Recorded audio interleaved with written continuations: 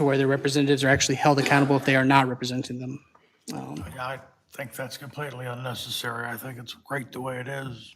Board, charter discussion, section C 519, removal from office recall. I have been reviewing it, and based on citizen concerns that I have received, people would like an avenue to hold elected officials accountable here in Taneytown. The only thing that this changes is there is already a recall section in Taneytown. The only way to do it, though, is that council first has to censure somebody. There is 2 sentences in that, in the recall paragraph that I'd like to remove, which would be the censure part, to where elected officials could be recalled regardless of censure. Currently, you need about 20%, you need 20% of the registered voters to do a petition here in Taneytown. That comes out to about around 1,200 signatures. That's quite the bit of signatures to get. An average election for council, for instance, gets about 260 votes. An average election for a mayor, about 800 votes.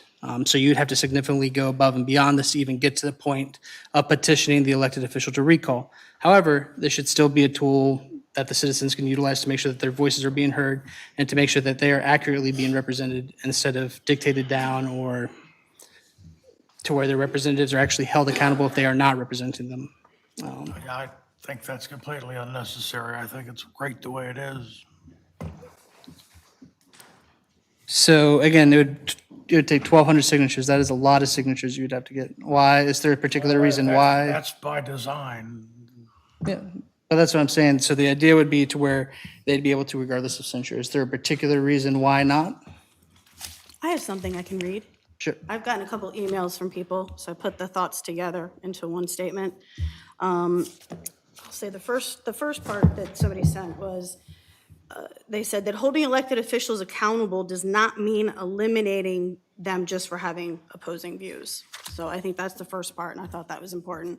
Having a censor before a recall adds another layer of deliberation and accountability. It prevents a recall effort from being started for frivolous and/or undocumented reasons. Allegations must be vetted in an open public forum with evidence and testimony. It allows the accused party to respond, and it helps to keep any attempt at a recall from using misinformation and lies. Publicly stated reasons can help differentiate warranted recalls from those stemming from political or ideological differences. Recall procedures give citizens an important power, but checks like a council censure serve to avoid misuse against elected officials who have not demonstrably abused their positions or violated the public trust. Reasonable constraints maintain balance between accountability and stability. It's an important safeguard against abuse of the removal process. I appreciate that. Just to kind of counter on some of that. So the idea that, again, going back to the 1,200 signatures,